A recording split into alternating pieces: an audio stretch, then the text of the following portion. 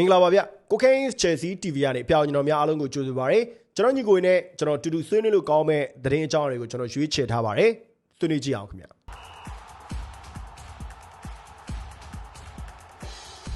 ကဲကျွန်တော်ပထမဆုံးဆွေးနွေးချင်တာ Moises Caicedo ကပတိန်လက်ပတ်ဝစ်ဆင်ပြီး Man City နဲ့ပွဲကစားမဲ့သတင်းလေးပေါ့နော် Jacob Steinberg ရဲ့ပေါ်ပြချက်ထဲမှာဆိုရင် Man City နဲ့အခုလာမဲ့ Premier League ပွဲစဉ်32ကစားတဲ့အခါကျရင်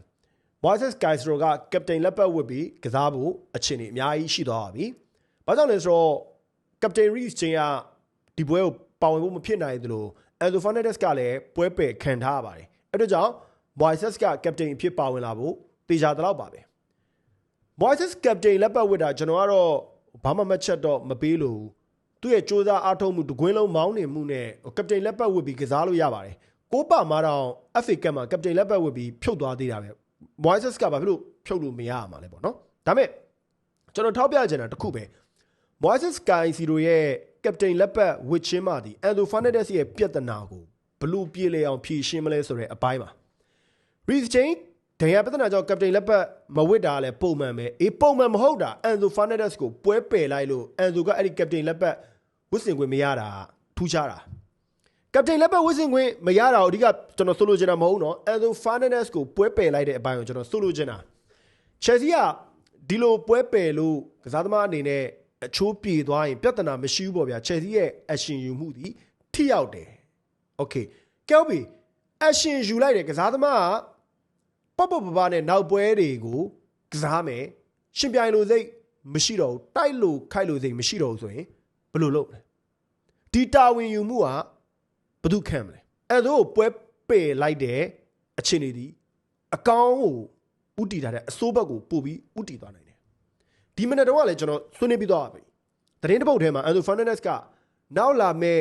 နွေရာသီရောက်ရင်အသင်းကထွက်ခွာခွင့်တောင်းဆိုပွဲရှိနေတယ်ဆိုတဲ့သတင်းအပရိသတ်မျိုးစုံမှတ်ချက်ပေးကြတယ်တချို့ကလည်းလွယ်လွယ်ကူပြောလိုက်တာပေါ့ဗျာမနေချင်းသွားဒိုးဘာညာဒါမှန်ပါတယ်ကျွန်တော်တို့အချင်းချင်းစနောက်ပြီးတော့ပြောလို့ရတယ်ပေါ့သို့တော့သူတို့အတိုင်းဝိုင်းမှာဆုံးရှုံးနေတာမှုတွေအများကြီးရှိတယ်အဘာလီတို့ကတော့ကွာမနေချင်းဒိုးကျွန်တော်ပြောသလိုပြောလိုက်မယ်ရတယ်ငါတို့ပေါင်တန်း80 80ရနဲ့ဒိုးကွာတွားလို့လို့မရဘူးလက်တွေ့အခြေအနေမှာ gentleman ဆန်ဆွေးညှိနှိုင်းရမယ်လမ်းကြောင်းဒီအကောင်းဆုံးအဖြစ်ပဲအခု Chelsea ဒီလိုနှစ်ပွဲပဲပြစ်ဒဏ်နဲ့ action ယူလိုက်တဲ့အခြေအနေကိုကျွန်တော်တကယ်သဘောမကျဘူးဗျာအဲ့ဒါကြီးကမဖြစ်သင့်တာတွေဖြစ်သွားနိုင်တဲ့လမ်းကြောင်းတစ်ခုကိုဥတီထားတာဗျာအဲ့ဆိုကအချိုးပြေပြီးသွားရင်တော့ဒါ is okay ဒီလိုမှမဟုတ်ဘဲနဲ့ကျွန်တော်တို့ထင်တယ်လို့ခေါင်းမသွေးအေးနဲ့ပြန်ပြီးတာကိုတုံ့ပြန်မှုလုပ်ရင်တော့နောက်ဆုံးအထိနာမှာဒီ Chelsea ပဲအဲဆိုလည်းအထိနာတယ်ဆိုပေမဲ့ကနဦးထိနာမှာ Chelsea အဲဆိုလို player မျိုးမပါဘဲနဲ့လက်ကျန်9ပွဲမှာဘယ်လိုကျွန်တော်တို့ရှေ့ဆက်မလဲဒါကလေကျွန်တော်တယောက်တည်းထောက်ပြတာမဟုတ်ဘူးနာမည်ကြီး bandit တွေဘလုံးသမားဟောင်းကြီးတွေတော်တော်များထောက်ပြကြတယ်ဒီလောက်ရေးကြီးနေတဲ့အချိန်မှာဘာဖြစ်လို့ပွဲပယ်လိုက်တာလဲမတက်ကရှန်တိန်လုံးလို့ရတဲ့အခြေအနေမျိုးတွေရှိတယ်ဗျာကစားသမားကလည်းဖျဲချောက်တယ်အသင်းရဲ့ပုံရိပ်ကိုလည်း cover လုပ်ချင်တယ်ဆိုရင်စိတ်နဲ့ပွဲတစ်ပွဲကိုပွဲပယ်လိုက်ပါတယ်ဘောင်နဲ့ချင်းတွေကလုံးလေဘာဖြစ်လို့အဲ့ဒီ Man City နဲ့ပွဲကိုလာပါတာလဲကွင်းလယ်မှာ Reece James နဲ့ဝင်ပြီးတော့မကစားပေးနိုင်ဘူး Andre Santos Romeo Lavia နောက် Moises Caicedo နဲ့ဘလို့ progressive ဖြစ်တဲ့ passes မျိုးတွေပေးမလဲကျွန်တော်စဉ်းစားလို့တော့မရဘူးဗျအဲ့တော့ Enzo Fernandez ရဲ့ captain လက်ပတ်မဝေးရခြင်းမှသည် Moises Caicedo ရဲ့ captain လက်ပတ်ဝတ်ပြီး Man City ပွဲကိုကစားရခြင်းမှသည်နောက်ထပ်အရှိရှိသောပြဿနာတွေကိုမဖြစ်ဖို့ကျွန်တော်မျှော်လင့်တယ် Enzo ရဲ့ပြဿနာတွေဖြစ်လာရင်လည်းဒီ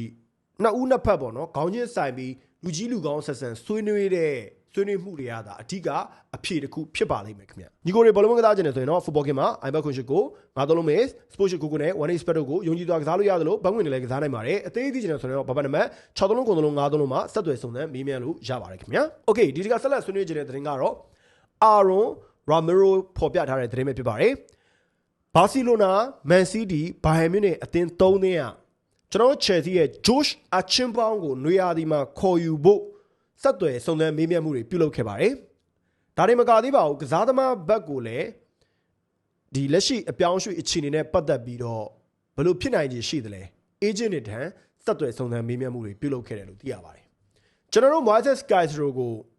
ဘယ်အသင်းလာကန်လန်မစင်စားနဲ့နော် Caicedo ကိုရောင်းလိုက်ရင်လွတ်တဲ့ငါကြီးမှာပဲဘရိုမြေအောင်ကြည့်လိုက်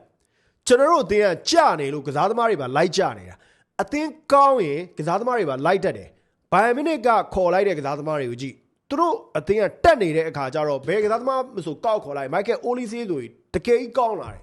ရေမြင့်လေကြာတင့်လေဆိုတာအဲ့ဒါပဲအဲ့ဒီလိုအခြေအနေမှာပဲကစားသမားတွေကလည်းတန်ကျေးတက်တာအာချင်းမောင်တို့ကြတော့တိတ်ကိုနှမျောစရာကောင်းတယ်ရှေ့သွေးရရှယ်ကြီးနော်အာချင်းမောင်ကဘိုင်ယန်မြူနစ်ရောက်သွားကြည့်လိုက်ဘောလုံးရသည်100သည်200သည်တွင်ပေါင်တန်း80 90 100မဖြစ်ကျွန်တော်ကြိုက်တယ်လို့ပြောအဲ့တော့ဂျိုးအာချင်းမောင်ဘိုင်ယန်မြူနစ်ဖြစ်ဖြစ်အာဆနယ်ဖြစ်ဖြစ်မန်စီးတီးဖြစ်ဖြစ်လာကန်လန်းရင်ကျွန်တော်တွေကတော့လုံးဝမရောင်းသင့်ပဲ keep ထားတဲ့လို့ထင်တယ်ကစားသမားကိုမလုံးပေးပြီးတော့ renew contract ထပ်ချုပ်ထားတဲ့လေချုပ်ထားတဲ့မှာအကြောင်းသုံးသက်ဆွေးနွေးနေတဲ့ဗီဒီယိုလေးတွေမှာနားခွင့်ပြပါအဆုံးထိကြည့်ပေးခဲ့တဲ့အတွက်အားလုံးကိုကျေးဇူးပါခင်ဗျ